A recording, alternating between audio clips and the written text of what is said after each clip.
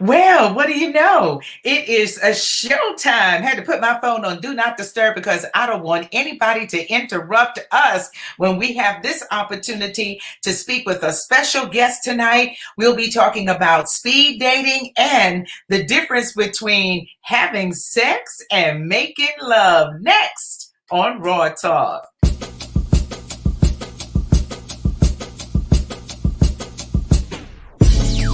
Yay, oh yay, yay, yay, yay,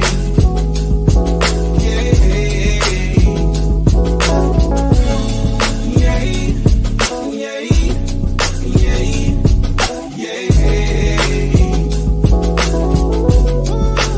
No, I'm not perfect, no. I made my mistakes, you know. Hey, hey, hey, hey, hey, hey, hey, babies. What's going on? It's me, Miss B. What's shaking? What's popping? It's so nice to see your face in the place tonight. Where does the time go? It go so quickly. Already another week has gone by, and we are so happy and excited to be with you tonight. Welcome to Raw Talk, Real Ass Women Talk, with yours truly, me, Miss B, and my girlfriend Peggy. What's going on, girlfriend Peggy? Hey, what's going on? Hey, we're having a good Good. It's time. quiet over here. Everything is good. Oh, good. It's quiet Yeah. Quiet. at your house. For a change. Well, you better watch Believe out. it. Right? Oh, well, that's wonderful. Well, we're excited tonight because we have a beautiful, sexy, charming, intelligent, wonderful woman joining us. And this is all about real ass women and real ass women talking about real ass stuff. And so tonight we have the pleasure of having Xavia Fox. I just love her name. It is so sexy. Xavia Fox. And she's a fox too. She is just She is absolutely wonderful. She's an author, an established author, and she's also a certified life coach and relationship strategist. And so we're excited to have with all of her expertise join us tonight. So, why wait? Let's get it on. Let's bring her on. It's on and popping. Hey, sis, how you doing? Hey, how y'all doing? Hey. Thank you Good. for having How are you? Sexy. Ooh, beautiful. I want to make sure that I got this right now because I want to make sure I share it with my people too. So how do I share it with my audience? How do I share that? You would go. I think probably the easiest thing to do is through YouTube. Real. It's RE. The channel is REALAS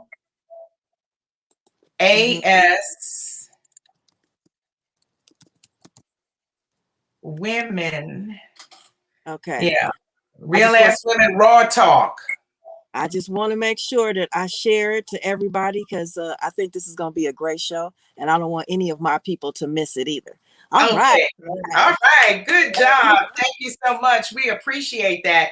We're so excited to have you. Let me just tell you that I had the pleasure of meeting Xavia. Oh gosh, girl, how long has it been now? Maybe 5 years ago, 6 years ago. Yeah. 7 years ago, when you were visiting Orlando. Were you working in Orlando? I was moving to Orlando and trying to really establish some coaching and workshop kind of things there. So I was kind of in the process of getting my feet wet. And then my mom has advanced dementia and she started getting worse. And so I had to leave because I'm an only child. So I'm back in the Midwest where it's cold. She in the Chi-Town, y'all. Even though you're in a 2-hour trip to Milwaukee. Well, I go back and forth from Chicago to Milwaukee because I'm originally from Milwaukee, but Chicago just got a little bit more stuff going on over there. It's a little bit more. Hey. Yes. I'm sorry, girlfriend Peggy. I cut you off. What did you say? No, I was saying she in Chicago. She need her furs on up there. Absolutely. She got to whip out the fur. Well, not Yeah, right and the now. boots. Today it was 45. So today we were good. But Nice. yeah, last week it Right. was 27, Mm-hmm. which don't make no Yeah. that makes no sense for Going people through it. temperatures. So yes, yes. But I'm ready to talk about some love and how we can find love and how we can make love and how we can love and all that kind of good stuff. And all that good stuff. Well, oh, let me just say this too. I hope he's watching because I think I tagged him, but we have a mutual friend. We met through a mutual friend, Yep. and uh, well, Kawan he's special, isn't he? Yes, he is. I love me some Kawan. Absolutely. All right. Now I think I don't know if his Facebook name, he has a nickname. His name is Panty Eater, the Panty Eater. Yeah, that's his email address, I think. Yes. I Mm-hmm. The Panty Eater. don't know nothing about that part, but I don't know anything about it either. I wasn't opposed to But it exploring is it, but I don't know anything about it. edibles, perhaps. Yeah, edible panties, I'm sure.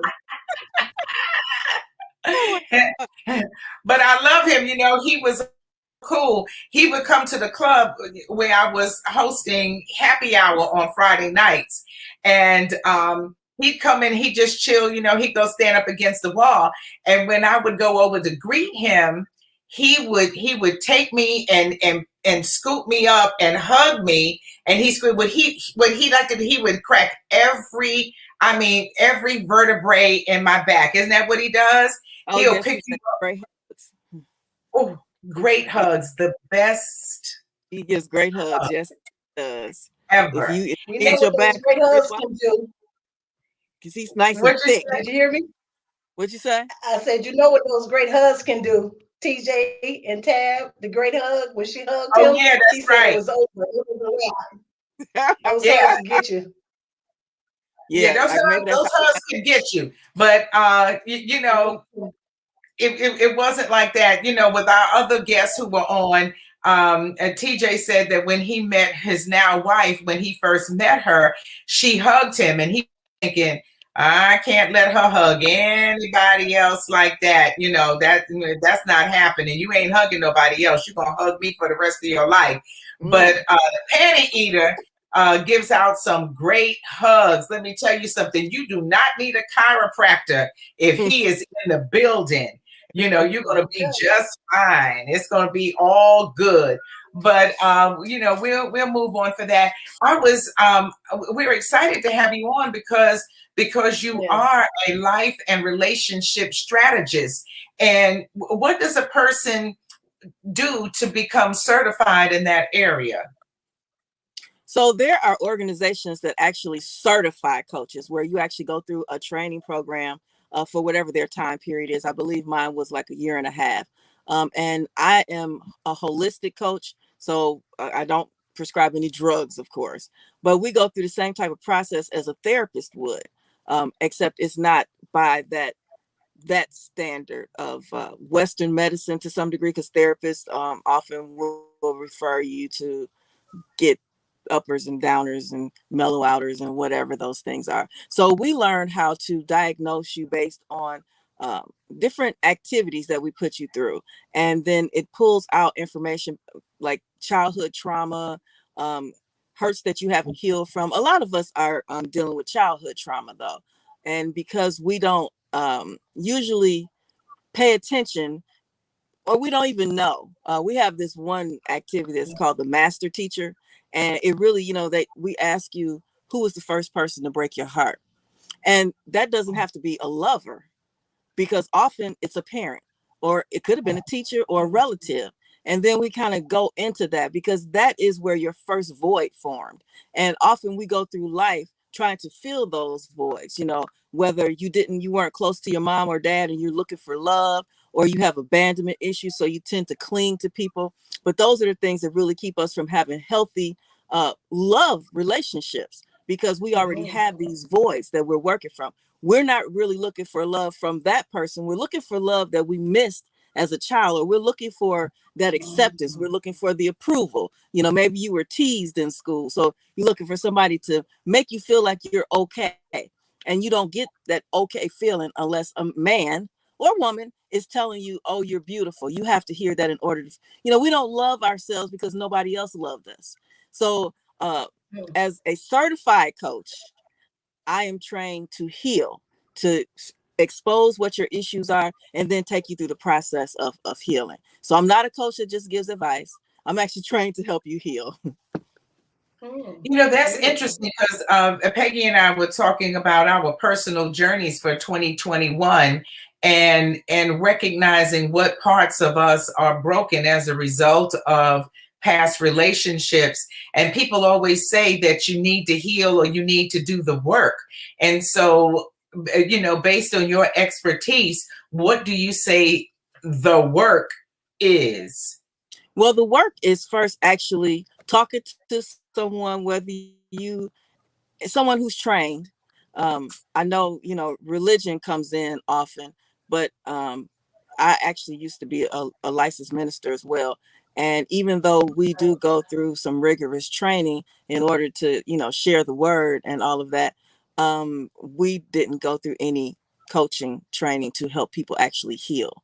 The work is actually facing your issues. We like to sweep it under the rug. We like to point the blame at someone else. The work is actually facing your issues and dealing with it. So one of my issues, you may or may not know, I think Miss B, but my followers, whoever's watching, my husband was killed. We were married for 5 years. We were together for almost 8, and our daughter was 7 at the time. And so it took me a really long time to realize that the reason I never remarried was because I had not healed from that. I was trying to replace him. So I would get into long-term relationships and they would have pieces of him. But when they would ask me to marry them, I never married. I haven't married anybody else yet. I'm going to, because now I know what my issues are. So I could choose differently. I'm going to marry somebody, but I never married anybody else because they did only have pieces of him. And somehow I felt that marrying someone who was not like him, I couldn't accept love any other way than the way that I knew it from him. And to marry somebody else who was going to love me differently than that, I felt like I was disrespecting him. But he had already completed his journey on this earth, and so coming to terms with all of that stuff, it freed me to now be able to accept love differently, because everyone loves different. And the way that I receive love, the way that I love my husband and the way that he loved me. But as I've grown and matured, I receive love differently than I did when I got married when I was 26, and I'm not 26 anymore. Well, you look 26. I'm definitely not. So, and we change. And that's another thing that we have issues with as far as love, because when we're in our 20s, that's a whole different stage of life. We get together and we can grow together. And most of us haven't had our hearts broken. We haven't been manipulated with kids and child support and, cheating and all that stuff. A lot of us are fresh. We're fresh and the world looks great. It's like, oh, we're in love and we're going to conquer everything. And then you get married and it don't work. And then it's kids and it's child support and somebody cheated and this and that and the other. And then suddenly you're in your 30s and you're like, so, but we want that elated feeling that we felt in our 20s, but in our 30s, we just lost a little air out of our balloon. But we really have to heal from all of that.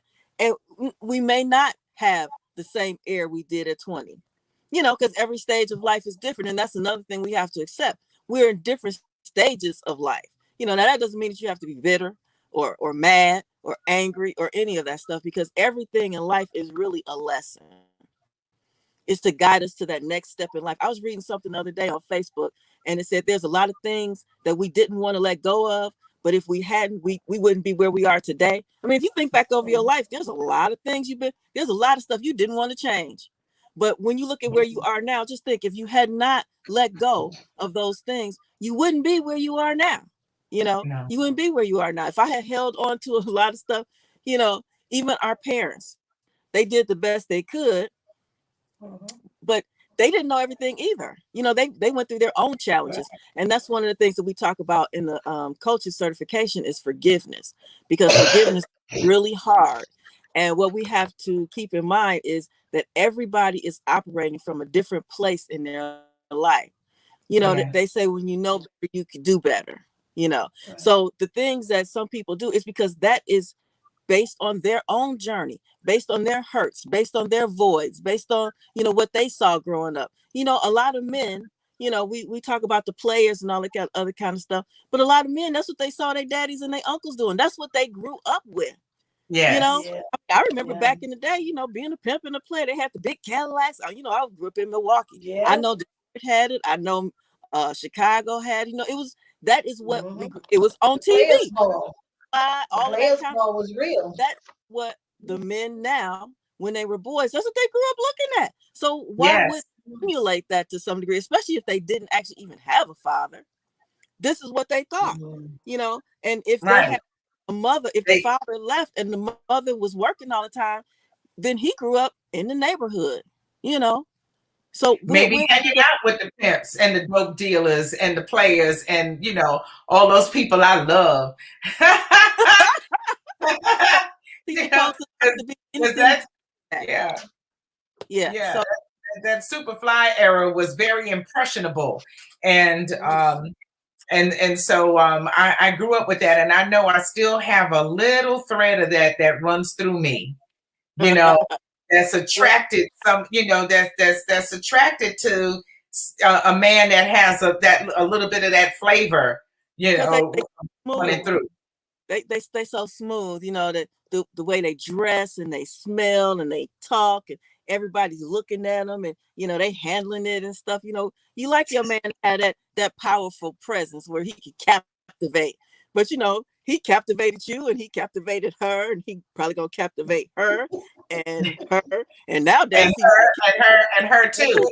yeah, You know, so, he'll captivate everybody. You right. know, So yeah, I am actually a certified coach. So I don't just give advice. I actually help people heal so that they can go on to have healthy relationships. I also have done many singles events. I mean, relationships has kind of been my thing. You know, don't ask me how that happened. You know, sometimes your purpose just finds you, you know, and so I follow it because I love it. You know, it never feels like work. Like right now I'm having a blast. You know, this would never feel like work to me. But I've had many singles events. I have a few married couples. I have a couple babies out there. And of course, I have some interesting stories from some hit and misses as well. But it's been a great journey. I've been doing this since 2002. The name of my book is The Men in My Life and What I've Learned. And no, it's not a sex book. You know, everybody asks me that because if you look at my book cover, which I wish I knew how to pull up right now, but I don't. I have the schoolgirl outfit on with an apple for the teacher. You know, the schoolgirl outfit. So somebody told me when I was doing my book, they said, you know, your book cover has to make people want to pick it up. And I've had just as many men buy my book. And so, you know, the women want to read the book. The men just want to look at the cover of the book. just want to look at the cover. You should have put some extra photos in there for them. But, you know, you know they're visual creatures. My book starts with my dad. Because he was the first man in my life, and I did grow up with a father. I'm an only child, and I was actually a daddy's girl. So my book starts with my dad. It goes through my, you know, the guys I dated, my mentors, you know, all of the men that played a pertinent role in my life. My husband, of course, you know, all the way to right up to 2014. So now the question I get asked all the time is, will there be a part 2 to the book? And I'm still debating on that. Because come on. Actually, the first chapter would be one of them player types we just thought about. So we just talked about. So I don't know. Well, come on. The world is waiting. We are ready. Yes. So in addition to seeking some help with therapy, where does a person begin to look for that kind of help, and what does it cost? Okay, so coaches are less expensive than therapists. Okay, excuse me, which is why a lot of people actually choose coaches versus therapists. And if it's a certified coach, we do the same thing pretty much. Um, Okay. for uh, on my side of things, like I said, I was certified by an organization called Masterforce, and we have a website. So and it's masterforce.com. So we not only have relationship coaches, we have coaches that specialize in many different areas.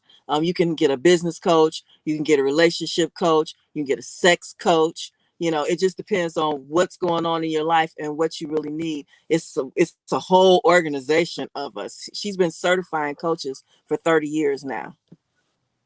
Wow, a sex coach. Shout out to Kyle Brewer. What's going on? Infinite love from the dog pound. You know we love it. Whoop whoop. What's going on, baby? We got our relatives in the house too. Hey, cousin Arabella. Yes, yes. Glad to have K-Dog in the house and everybody with us. And welcome too. We want to make sure that you know that we are on every Wednesday night live at 9 o'clock. You can watch us on Facebook at Raw Talk and on YouTube at Real Ass Women Raw Talk. And so you can get yourself a sex coach. Is that to help somebody who maybe doesn't like sex, or who likes it too much, or it runs the gamut from one extreme to the other? Okay, so it really depends on what your issue is. If you are having sexual issues, you can get a sex coach that can help you determine whether it is a mental or a physical issue. So if it's a physical issue, then of course, you need to go and I guess get those pills or whatever, you decide to do. With our health coaching, potentially they can coach you through fixing your issues naturally. It really just, I'm holistic. So for me, I would take the health coaching versus going to a doctor. But once we determine where your issues lie, then, the next step is up to you. It also is for, there's a thing called couple school.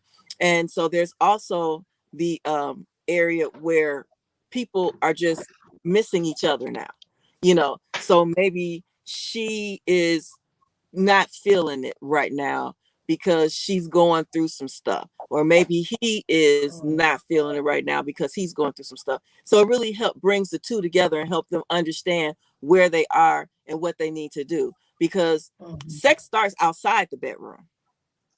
For women, it does. Right. It starts outside the bedroom. And for a lot of men, especially once you're in a relationship, because, life can throw you some curveballs sometimes, and it can really mess you up a little bit. It'll take your mind off of all of that kind of stuff. But we all need to be well-rounded and able to deal with different stresses. So, we teach you how to deal with stress, and what your triggers are. And again, a lot of our stuff actually goes back to childhood. I always say it's kind of funny because we all, as parents, we all know that the formative years are, from like 5 to 12. That's 1 to 5, you got your issues. But from 5 to 12, that's when you're really going to develop everything. However, when we become adults, we seem to think that we didn't have any formative years. Like we just came out perfectly and nothing that happened during that time period has affected us, when in actuality, it does. It does affect you. So if you saw your mom getting beaten, just because now you're 29, that doesn't mean that when you saw your mom get beat when you were 7 or 10, that it didn't affect you. It absolutely did affect you. And you had some feelings about that. And because you were a child, you suppressed those feelings. You didn't face them because what was you going to do with them?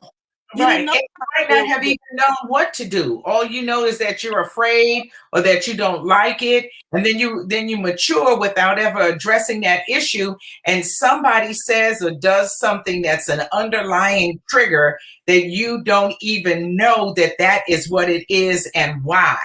Absolutely. But it's there. And then you manifest that feeling. You feel what you feel. You can't help what you feel it, but you can't pinpoint its origin. And Right. really, it went all the way back there. Not to mention the countless people who have been sexually abused Uh, by a parent or relative. Unreal. When I started coaching, um, as I took people through the master teacher, I love that activity because to me it reveals the quickest. It's like straight to the point, and I was amazed. I really didn't know that kids being molested was so common. Now, when I meet a woman that says, and sometimes even when they say they weren't molested, they're not ready to face it yet. So sometimes we suppress the truth and won't tell it. But now when a woman says she has not been molested, I'm amazed and I'm a little suspicious. I'm like, okay, all right. Because sometimes, it's normalized, when Yeah. your cousin or somebody is always pinching you on your butt and all that other kind of stuff, or, maybe slapping you on your butt as you go along, or, maybe when you wrestle, somehow their hands go places that, you know, and we feel like we just playing, it's normal, that's not anything, but you felt some kind of way. About it. You Felt felt violated and and didn't. the Yeah. thing about that is a lot of times when girls are molested young, they actually, you would think that most of them would shy away, but sometimes that leads you to promiscuity even more so, because Mm, you feel like that's your power. That is how mm, you control the opposite sex or whoever it was that you encountered. You can control them that way. Mm. It's just like a lot of strippers. We say all strippers have low self-esteem, but a lot of them feel very powerful in that position. Because you got men lining up to throw money at you. And what could be wrong with that? No, I'm kidding. Is that the Hey, worst thing in the world? there's other worse things that they can throw at you. They throw a hammer at you. That's not too good. But That's not cool. throwing some money, money ain't never hurt nobody. Mm-mm. Me and money, we're friends. I like being friends with money. It works for me. But now, we were talking about the difference between what women in their 20s or 30s look for and need and experience. And then with each stage of life, there comes something else. So if you get divorced at 40, what you're looking for at 40 is not what worked for you at 20. No, and no, and no. and 50 and 60 and so on. And so when we started this show, it was a twofold thing. It was in response to another YouTuber who likes to say, that if you're 35 and over, if you're 35 and older and you have a child and that sort of thing, that you're in the dead zone. You can wash, you can just eat worms and die because you're going to die alone.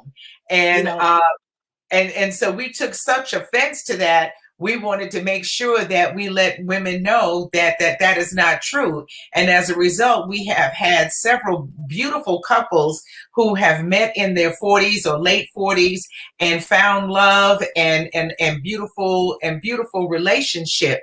And so we are accomplishing what we set out to do. And so that was one thing. And then another thing was really talking to the more mature men and women who are at a stage of their life where it is just like no nonsense. And for some of us, we feel like, we're counting down. I know I feel like I'm on the countdown. Okay, even if I'm blessed to live another 20 years, I feel like I got to really make this. I got to make this work. I got to make this happen. The nonsense and bullshit and garbage that I went along with.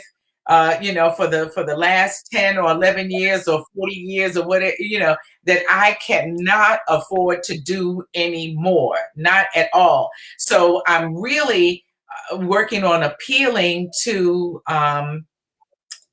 the more mature and the things that we can do, because I'm 65, and so I don't have no time to play with no damn body about nothing. Okay. Not a damn thing. Okay. Okay. So you need to come correct and act right. And so I'm working on getting correct. So whoever steps to me is going to be correct. That's right, cousin Arabella. Arabella said, right on. We ain't got no time for no nonsense. You know, Okay. my mentor, who is also the founder of the organization that I was certified through, she has conversations with me. She is like the most mellow, balanced person I know. I just totally admire her as and she's, I think she's 61. But so she explained to me, because when I was, dating Mr. Smooth, he would call me, because we had broken up by this point, but he was still calling and stuff. I mean, he still calls and texts occasion, and he would call. I'd be with her. I'm like, I'm not gonna answer, and she's like, why not? I said, because he hasn't called me in 2 weeks now, so why should I answer the phone? And he ain't called in 2 weeks, right? And so she has taken me on this whole journey of understanding the difference between expectation and standards. Okay. Oh, Yeah, exactly. And expound on that. she'll, she'll go deep on you, like real quick and just real sweet. You be sitting there like, huh. And so what she told me was, we cannot expect anybody to be or do anything that we want them to do. We can't. You can't expect anyone to do anything, because they are on their own life journey. They are going to do what they are going to do. It's part of their life. Right. We don't get to dictate that for them. What we can have is standards. And just because somebody does not do what you want them to do, because we're at this place where we don't want to accept that. Well, you don't have to accept that, but you can't get mad at somebody because that's just not who they are. And that freed me up too. So now I can accept you just as you are. I know you may not be the one for me, but Right. just because we go on a few dates and then you start acting a fool, when he calls me now, I answer. I'll be like, hey, what's going on? Can I take you to breakfast? Sure. Well, let's do that. No, we ain't gonna do that though, because that's where my that's where my standards are. I need or desire a person who is genuinely and sincerely into me. That's where all the other goody stuff come in. I'm not dealing with anyone on that level that is inconsistent and I don't feel is genuine. That is my standard. But I don't expect him to do anything other than what he gonna do. So we can't be mad at men or women because they don't do what we expect them to do. I was watching this old reality show. I think it's old, the Women of Potomac or something like that. The Housewives of Potomac. Yeah. And so the chick Giselle or whatever, she was dating the dude. I can't remember his name, but anyway, he wasn't calling, he wasn't doing this, and she was like, if he got, we done been on this date, we done been together this long, and he need to be doing this and he need to be doing that. And I was just thinking about my mentor. I was like, yeah, you're not gonna get nowhere with that. You can't tell people what they supposed to be doing with their life. Will somebody come to what you supposed to be doing with your life? Like, well, you need to be understanding what I'm doing. Well, no, that ain't what I need. Well, then how you gonna tell somebody else what they need to be doing? You look at what they say, when people show you who they are, believe them. Just let them show you who they are. Don't tell them who they need to be. Just let them show you who they are. Because when you meet that person and that person is naturally what you want, they naturally that. You don't have to tell them anything. It becomes easy. Everybody talk about how hard love is. That's because we be trying to make people be what we want them to be. You can't make somebody be anything other than who. I am going to be Xavia Fox all day. I'm going to be on Facebook. I'm going to be on some social media. I'm going to be on somebody's show. I'm going to be on a camera. I'm going to be doing all that kind of stuff. I'm going to be talking to people out when I'm out on the street. I'm going to be talking to people. And if this man is jealous, which I've, ran across jealous men. I'm sure you have. my standard is I can't deal with a jealous man. I've never been able to deal with that because I've always had this kind of personality. And so to like stifle me to that point, it's just I can't breathe. Mm-mm. And if I can't breathe, then I'm gonna die. So that has never worked. But just like nobody could tell me who I'm supposed to be, women, and we are really bad at that. We are really bad at that. Now I We're did bad. want I'm guilty. I'm guilty as charged. My friend Shirley Walthour has joined us. She says we have to die on the altar of expectation. And I think I finally went up to the altar last year, and I left all of them at everything at the altar, because I found myself feeling like the lady off of Housewives of Potomac. Oh, well, you ain't called me all week, and now you want to call me because you want what you want. You weren't thinking about me until your sexual, your sexual urges woke up, and you thought, let me now, maybe I can come over later. And I found that offensive. And then I finally came to the realization that that person is going to be like that, that's who they are, that's what they do. And try as they may, they might be able for a short period of time to give you a little bit of something of what you think you're expecting, but they can't maintain it, because that's not true to who they are. And they're not, he's not a bad person. She's not a bad person, but it just doesn't work. It doesn't meet the standards that you've set for yourself. Right. So yeah, like I said, when my ex calls, I'm like, hey, how you doing? How's your mama? How's the kids? All of that stuff. I ain't mad at him because he ain't called in a week and a half or whatever. Be you. I'm gonna be me. I know what I want in a relationship. And we need to know. Okay, so my mentor when I was in my 30s, because I used to, in my 30s, I think I might have been 35. I used to say, I know what I want. And he was older. He helped me get my first business established. He was kind of mentoring me on a business tip. But, he shared little other nuggets of knowledge as well. And so, and he used to call me boy. I'm not sure why, because clearly I am not a boy. But anyway, he would say, clearly. A blind man could see that you are not a boy. So, but he would always tell me, because I'm 35. I'm like, I know what I want and this and any other. And he said, boy, he said, you haven't lived long enough to know what you want. He said, you know some of what you want and a little bit of what you don't want. He said, but over time, he said, by the time you get my age, what you saying now won't even matter to you no more. Because at the time I was looking at, and right now I'm totally at a whole different phase in life. So everything that who I've been before, I am such a different one today than I've ever been in my life, and it's really interesting as you grow and learn different stuff. They have, what do they call it? Cognitive dissonance. It's really fun to separate from beliefs that you grew up with that don't serve you. Because as the world evolves, our understanding of our places in the world evolves as well. Women, once we couldn't work and couldn't vote and couldn't nothing. So yes, being with a man, that, and the guy that you mentioned, the other YouTuber, being with a man back then was imperative. How are you gonna live? You couldn't work. You had to get married. You had to have a man.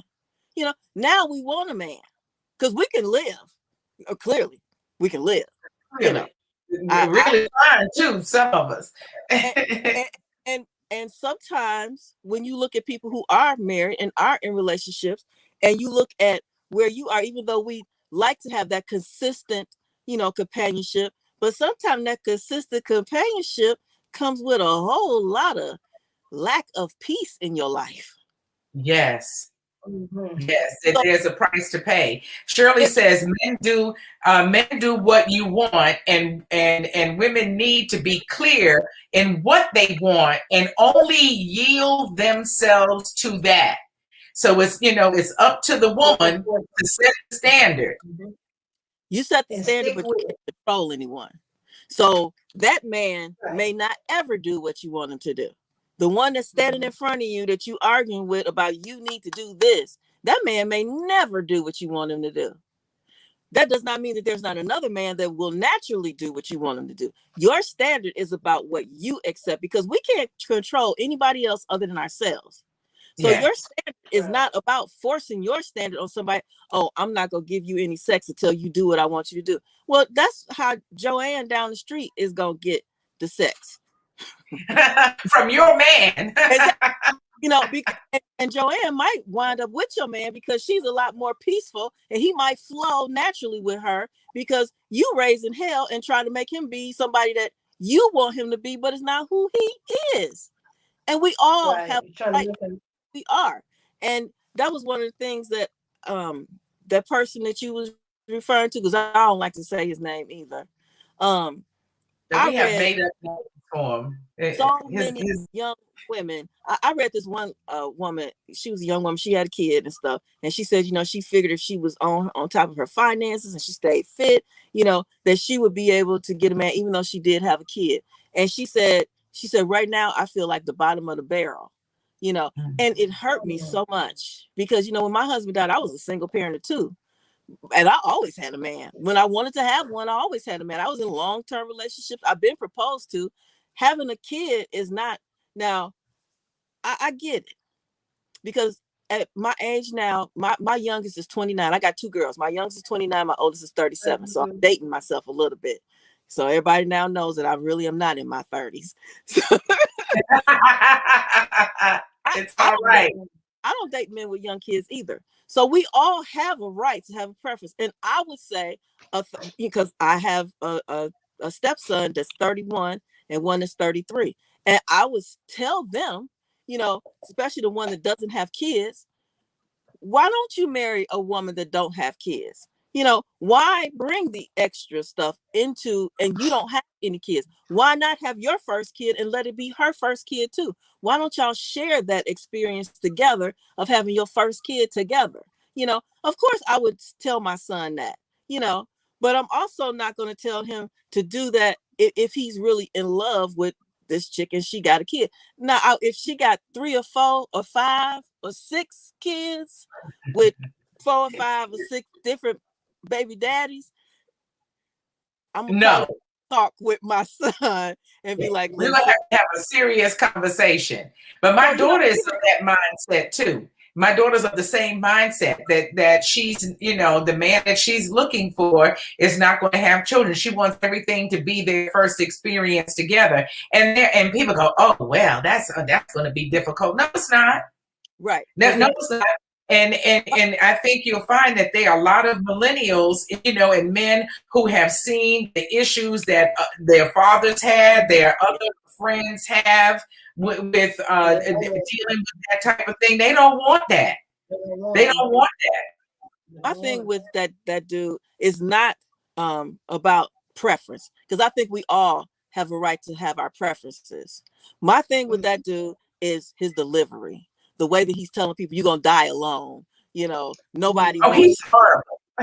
That's my issue with him. I'm all good with, you know, if you know, 35 and you got 3-4 kids and 3-4 baby daddies, that is gonna put a little dent in your thing, you know. And when I was a single parent, I had 2 daughters, and if nobody had dated me, it wasn't gonna stop me from doing nothing I was doing, because I was doing it on my own anyway. But you know, the men wanted to be there. And so then after my youngest turned 18 and I didn't want to date men with young kids, I had guys tell me, well, somebody dated you. I said that was their choice. That does not negate my choice to prefer to have a preference that I don't want to do that. I've raised my kids. I don't want to raise your kids. So I get the preference. It's his delivery that bothers me. Yeah. Yeah. His delivery is very cold and cutting and harsh, and the statement is not true. It's just not true. Too many exceptions. Right. It's not true. It is not true. We're talking with Xavia Fox. She's joined us tonight. She is a certified relationship and life strategist. She is also an author. The title of her book is The Men in My Life and What I've Learned. So what have you learned? Oh gosh. Well, at that time, okay, so my dad was one of those guys that we talked about. He was a player, he was smooth, you know.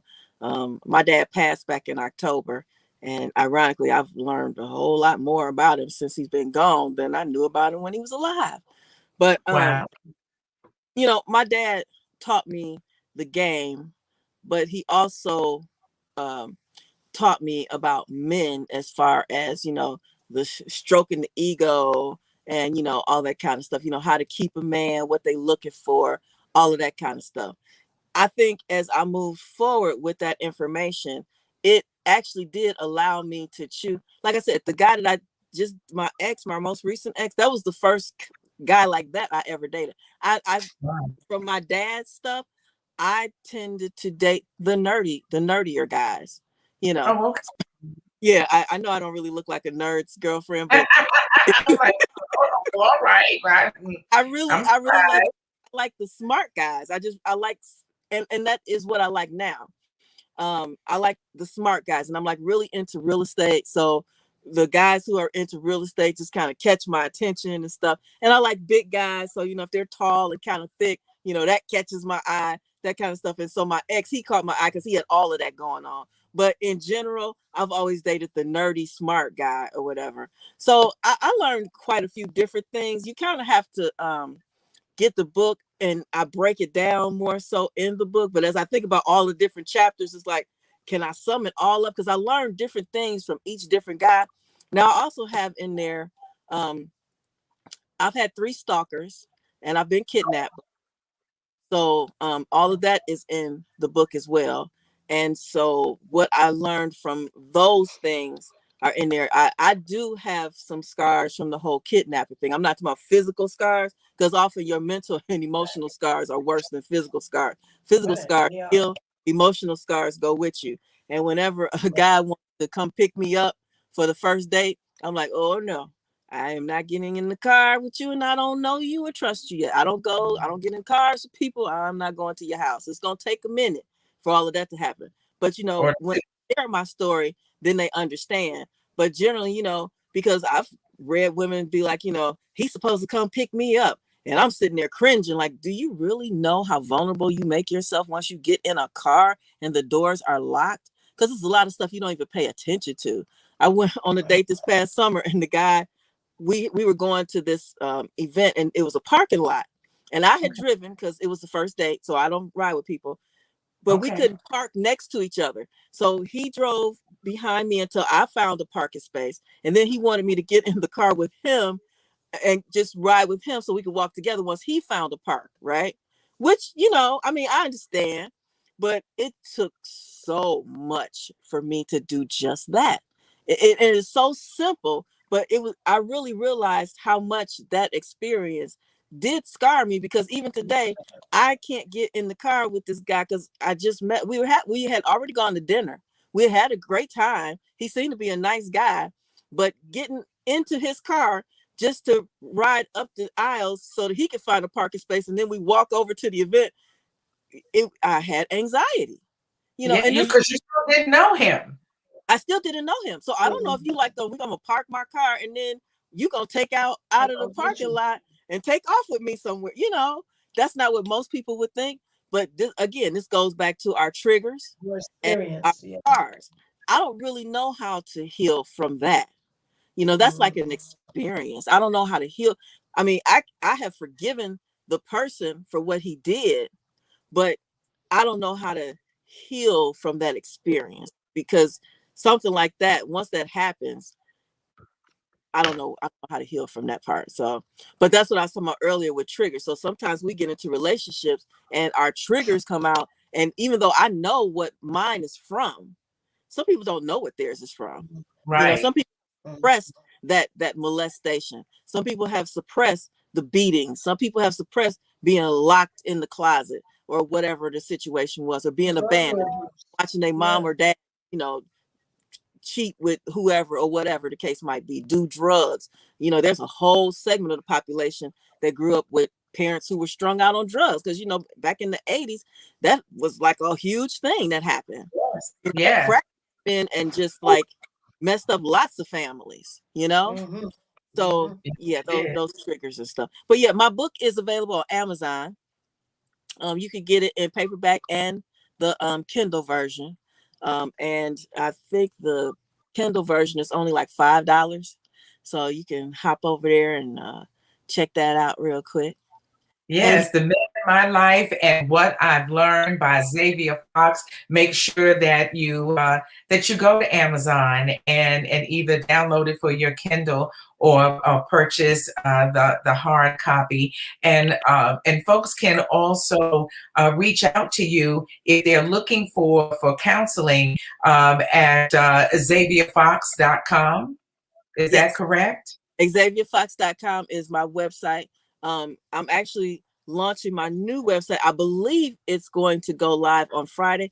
I have a website that is still active right now, but I'm so excited about my new one because the one that I have up right now, I did it myself a couple years ago and just, updated Yeah. it. It's still a good website, but I'm about to get this nice, fancy website now.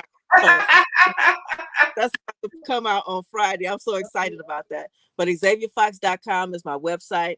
Xavia Fox at XavierFox.com is my email address. So if you want to, connect with me directly about anything as far as coaching.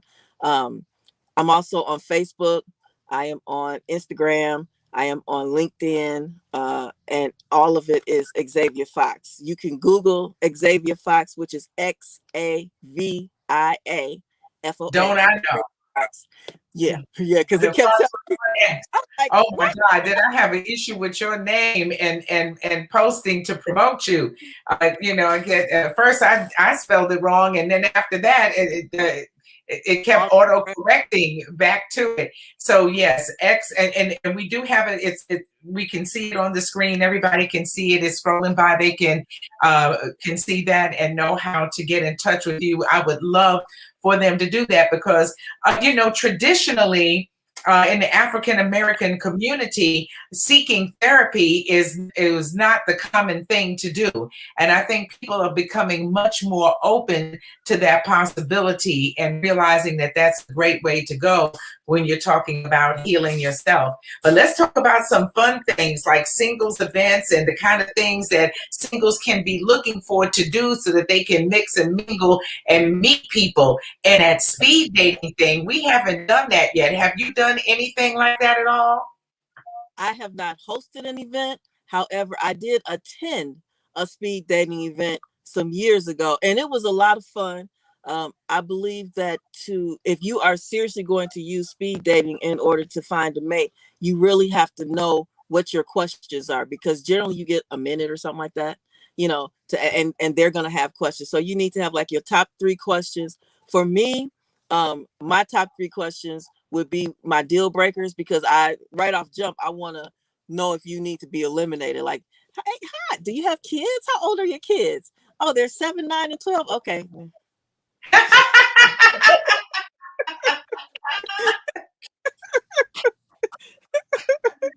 Okay, well, nice talking to you. In this relationship, Peter. You Peter, just you that want to way. get that out the way, And so, do you smoke? Oh, you do? Okay. You want to make sure Do you smoke? What do you smoke? Oh, right. cigarettes? Right. No. What do you smoke? Yeah, cigarettes? No. No, How no, often you smoke a cigar every day? Lord, let me look at your fingertips. Jesus Christ. yes.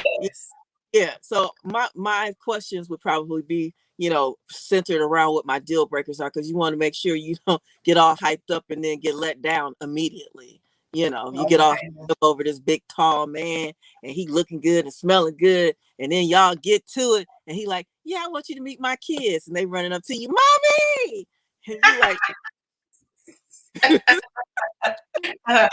Thanks, but no thanks. So, right. typically in a speed dating situation, so you ask that person a few questions, and then what, you move down and you go to the next person, and you kind of do the same thing. Right, and then at the end, The night. if you like somebody, then you get to, have a conversation with them at the end. So yeah, you keep going. Usually they have the women seated and the men move around, and they just go down the line or whatever. With speed dating, I guess you're kind of limited to the people that show up. I did several singles events back in the day. And one of the things that I like to do, and I'm going to do some more in Chicago. I want to do them actually around the country, honestly.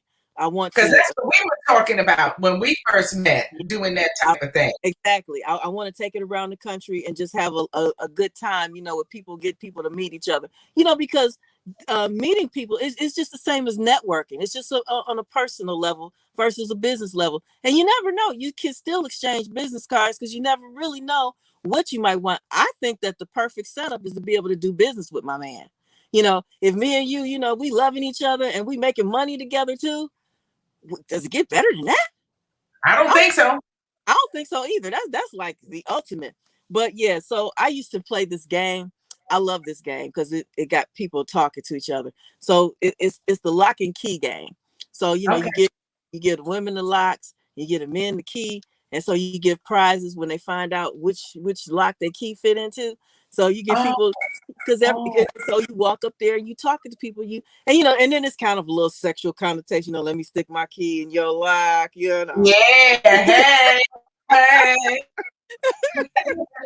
So we used to have a lot of fun doing that, and it kind of makes you talk to everybody, unless you find your match on the first one, which I never had that happen. But it gets people talking and mixing and mingling and stuff. But I think singles events are a great thing. There's been, there's pros and cons to singles events. First of all, Like anything, pros and cons to online dating, pros and cons to going to the club. people are who they say they times, yeah. I think Yeah. one of the pros to me for any face-to-face singles activity is that you do eliminate the whole catfishing as far as what you actually look like. Because I had a really bad experience with the catfishing. I think I talked about that in my book too. I like tall men, so 6'1", 6'2", up, all that kind of stuff. And this guy, he had these great pictures online, and we talked for like a month. He lived in somewhere, Virginia Beach or something like that. Yeah. And he drove up to Milwaukee and stuff to meet me. Got up here. That little man was 5'8". Now I'm 5'10" and a half in heels. So I get all cute and go over there to the hotel to meet him. We was going to meet in the lobby and go to dinner or whatever. I get all cute and go over there. Got on my little boots, my leather boots, and my little black leather skirt, and my little black leather jacket, my little stuff, everything. Yeah. And so now you're extra tall.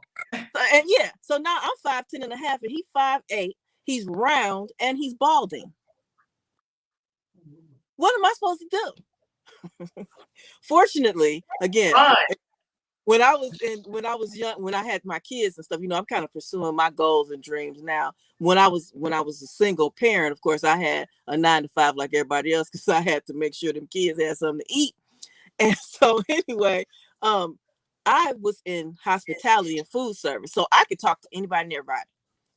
Talking to people is very easy for me. That's what I did for a living, was talk to people. And so, I talked to him. We didn't do half of what I had planned for that weekend, going out and all this other kind of stuff. Because we're gonna be on the dance floor looking like what? But anyway, and Jeff. Exactly. And so at the end, he told me, he said, I get the feeling that you don't like me. I said, it's not so much I don't like you. You're a good person and we can be friends. I said, but you know as well as I do that you are not who you represented yourself to be. And for me, attraction is an important part of a relationship. I guess it depends on how important attraction is to you, but you need to be attracted to that other person. You can't get with somebody and every time you look at them, you're like, what the hell am I doing? That's not going to really work. That's just not going to work. There is a level of attraction that needs to exist between two people. If you cannot imagine that person touching you, if you can't imagine that person touching you, what you gonna do with that?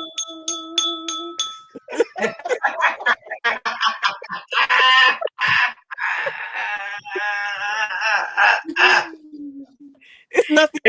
I digress. Yes. I could not imagine a man ever touching me, so that was all it could ever be.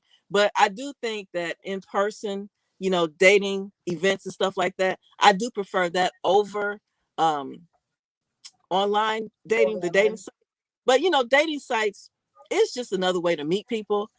But sometimes the people that you meet are, yeah. And then you never know when people are married because people lie all the time about that. So Yeah, they do. I don't know. Yes, they do. And another part of the subject that we were going to touch on tonight was once you get yourself straight, now you've been to your therapist, you're all healed, you got your life situated, and you know what you want in a relationship, you're clear, you understand the difference between expectations and standards, and then here comes sex and the difference between just having sex and really making love. I And think there is comes in with the passion and the chemistry that two people have. When you really into each other, you ever been with somebody that y'all really into each other? That stuff be amazing. But you've been with you was just doing it because you just needed a touch up. Maybe you had a friend with benefits. Y'all just, and it's just like, I need a touch up. I'm so horny, I can't think straight. I got projects waiting, and all I can do is be on Pornhub all day. I just need a touch up. That's a whole different thing.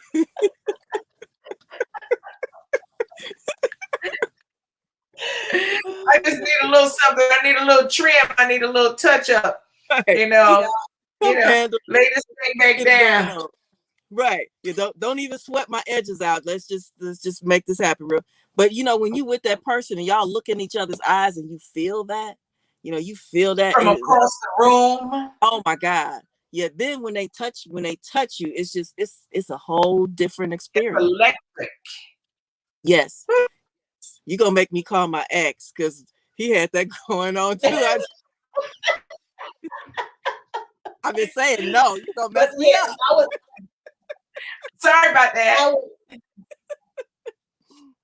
We kind of talked about it, and we were saying that yes, love making starts for women way beyond the bedroom.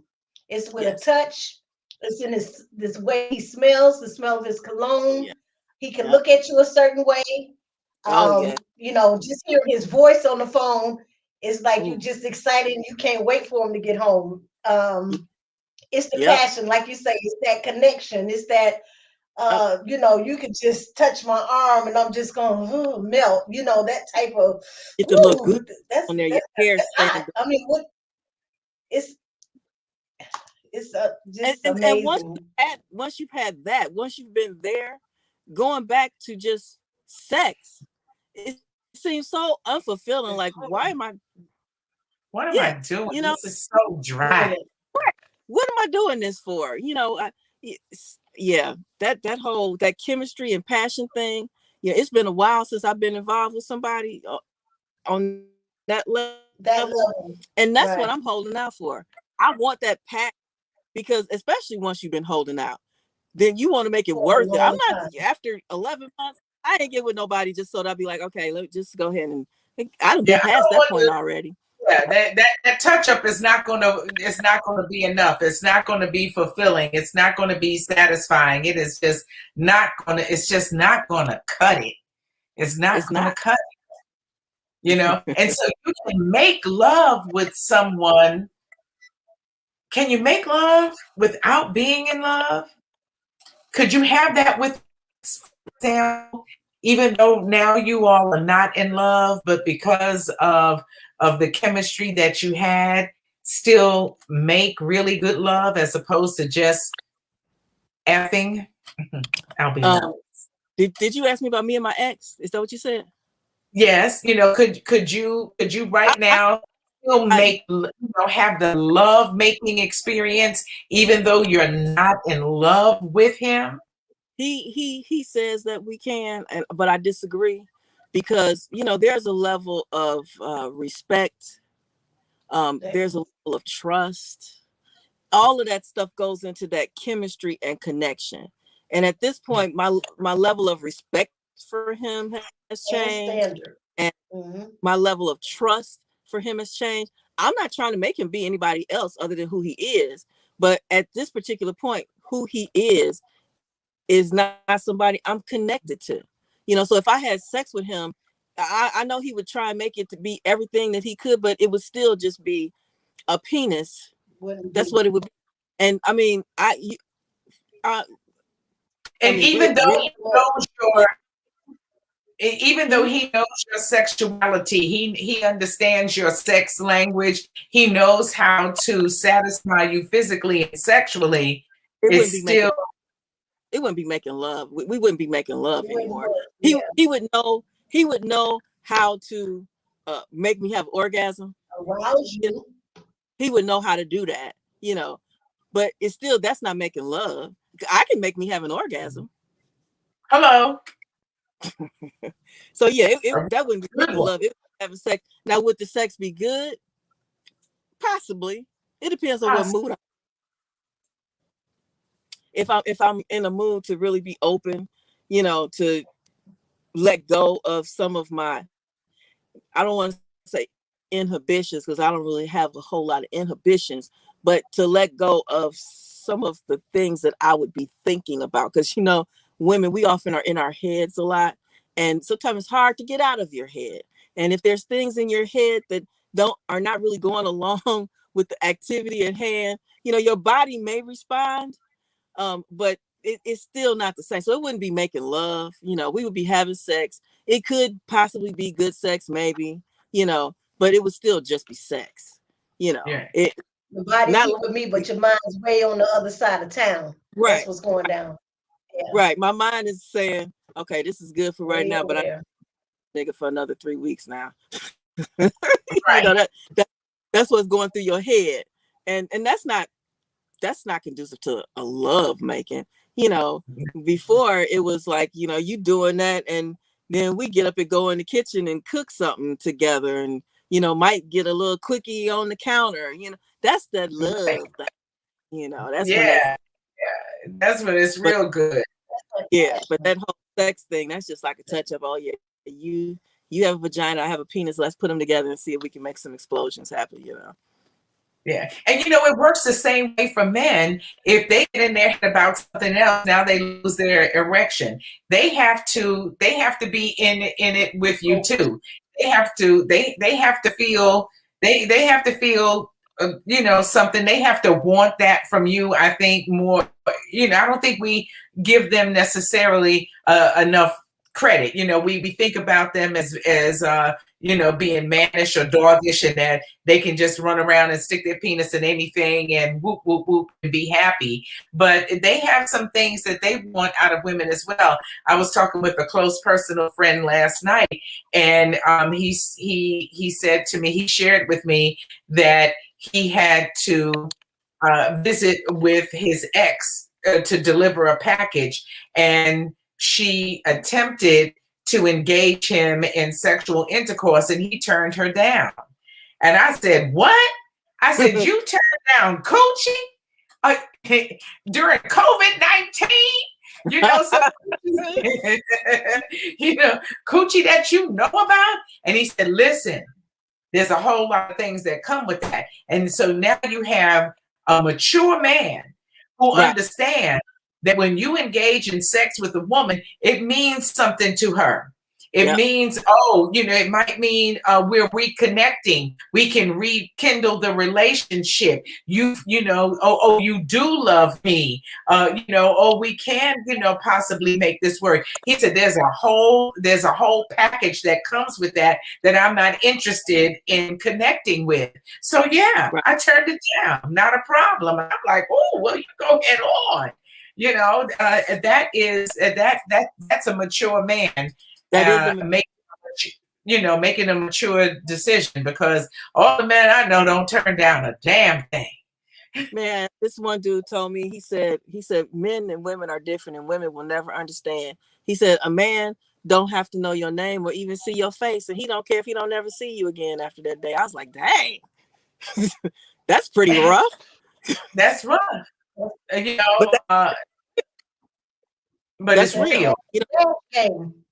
When I first started doing radio about relationships back in the day, I used to tell women, if you actually want a relationship, don't settle for being his friend with benefits. And this one Right. lady on this one radio show, she told me, and I felt really bad for her because it wasn't working for her. And back then I used to use Dr. Phil's line a little bit too. But she told How's me, that working? exactly. She said that that's how she get her foot in the door, is by starting off as his friend with benefits, and then she can show him what a good woman she is. And but she was single, so I said, "Well, how's that working for you?" And she said, It "Well, it's does. not. That you need to stop doing that then, because if you continue to do the same thing, expecting a different Gonna get the result, same result. insanity." So yeah, a lot of women mistake that sex thing as getting their foot in the door, and the man does not care at all. He does not need to know your name, and if he's hitting it from the back, he doesn't care if he never sees your face. He wouldn't even know you if you walk past him You again. saw 'em the next day. You know, Mhm. and that's pretty sad because a lot of women do put a lot of emotional investment in sexual activity. Not as much anymore, though. I listen to some of these women now. They're just like, "Hey, I just need to tune up too. You know, he can come and he can go." Yeah, and then you can take your ass on somewhere. Right. But she got all she And what you needs say is your name was again? right, right. What your name is? Oh, okay. Show them what your name is. You know, so we do the same thing. Well, Xavier, I want to tell you, it has been an absolute delight sharing Yes, it time and was. conversation with you. The women of Raw Talk are so excited and happy to have Yes. had this time. And so we're going to let everybody know once again that they can get a copy of your book from Amazon, and just write her name down.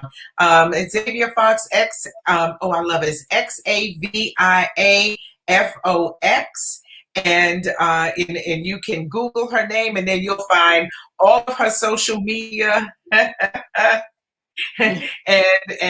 where you can find her on Instagram, Facebook, YouTube, Amazon, everything. My friend, my girlfriend Jane is on the check-in. She says, "Can a woman have casual sex like a man?" I think some of them can. Some Okay. can. Some can. Usually, though, the women that can do that are definitely emotionally disconnected, and often those are the women that I was talking about before, who are during molestation. Often women disconnect from their sexual stuff, and so Mm. oftentimes those are women that really can disconnect because they've been through different sexual trauma, so they're not emotionally connected to their sexuality anyway. And the thing about that Mm. is that's a lot of women. That is a lot of women. A lot of women have been molested as kids, and they may have suppressed that and don't know why they're so disconnected emotionally. Yes. Wow. Yes, most Mhm. definitely. They say one out of every four women has been sexually molested. And I remember being on the radio doing a show about that. And every woman in the room had been molested, including the wife of my male co host. So it was like, it wasn't just one out of four, it was all four. It was all of us. Yeah, And so it happens, unfortunately, it happens a lot. And it happens to men too. it does. It does. Right. It Right. happens to men too. We can't leave that alone. We can't discount that. I remember being a little girl and overhearing grown folks talking about a young boy who lived in our building who had been raped.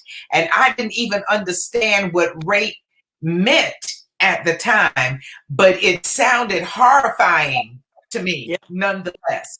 And so it happens to men and women. So yes, but it's really an indication of disconnection. Either you're disconnected, and if you're not, then you get labeled a whore, and so um, for us as women, it's a negative outcome, a negative that connotation. male-dominated society. They're afraid of our sexuality. You know, if they see us as an equal, they've always needed to be in control. It's that male dominant thing. You know, and then society has put that on us and men for a really long time. And as you can see, as times change, a lot of men don't really want to be that dominant factor. They want a partner. They don't want to carry the load anymore. They want a partner, and a lot of women don't want to be led. Like, why you got to lead me? Like, I don't know where I'm going. We want a partner too. Like, I know what my passions are. I know what my desires are. I know I can make a decision. My brain really does work. It really does. So a lot of things are evolving and we're changing. Yeah. It's part of life, and we all need to mentally accept it and catch up. Yes. Well, another part of life is that all good things must come to an end. And this has certainly been a good thing. And we're going to say good night to you, Xavia. We are so happy to have had you and want everybody to follow you and purchase the book and share the information. And once your new website has gone live, hit me up so that I can promote everything about you and it, so that we can post it and let all of our followers know as well where they can find you, because you have shared some really insightful information with us, and we appreciate it greatly. We Thank do. You. Thank you. You're welcome. Thank you. And I hope I can come back again one day. Oh, yes. We would love that. We would love that. Come back and come back and bring your mentor with you too. Let's. Oh, you want to get deep here now, huh? She gonna put Yes. Yes. Well, we are looking to put together an all-female panel. We have some ladies who we thought about having on the panel already, but I think as it maybe not a monthly thing, but no less than a quarterly event to have the panel, all male panel, all female panel, or a mixture of a panel. So there's lots of room and possibility for you to get in there. And we would love to have both of you back. Well, her first, of course, and you too. Okay, I will definitely do that and connect you guys. Okay, that would be beautiful. We would love that so much. And much love to you. You take care of being cold, girl. And I'm gonna tell you, like your mama would tell you, cover up your chest, girl. You don't want to catch pneumonia. Okay, all right. Y'all they look beautiful. They look beautiful. Bye-bye. Bye-bye. All right, good night, sweetheart. Thank you for being with us. We appreciate it. Wasn't that just the best fun, Peggy? Yes, it was. Yes, it was. So enlightening and insightful. She was awesome. She was absolutely awesome. Most definitely. And I look forward to the possibility that, and I think we're going to make it happen. She seemed absolutely willing for her and her mentor to come back. Yes. And go deep. We're not afraid to go deep. Let's go. Let's go. Let's get in the pool. Let's go. We in this pool. We in it. We certainly are. Well, it's been a delight to be with all of you. Thank you so much for joining us tonight, and make sure that you go to our YouTube channel, Real Ass Women Raw Talk, and that you subscribe, like, comment, share, and make sure also that you smash that notification bell so that you know when we're going live. We are working on building up our channel and reaching people who are like-minded and who love to mingle and talk about adult conversations. Raw Talk is the relationship show that is by adults, for adults, and with adults. So every Wednesday night at 9 p.m. Eastern, we go live, and we are so happy to have you join us, whether it's on Facebook, Raw Talk, or YouTube, Real Ass Women Raw Talk. Okay? That's cool with you, girlfriend Peggy? That's cool with me, girlfriend Leslie Brewington. She'd love to call me by my whole government name. Yes, I do. It's so beautiful. Well, have a good night, and we'll see you next week. Girlfriend Peggy. That's my girlfriend Peggy. On behalf of girlfriend Peggy and yours truly, me, Miss B. Love you, baby.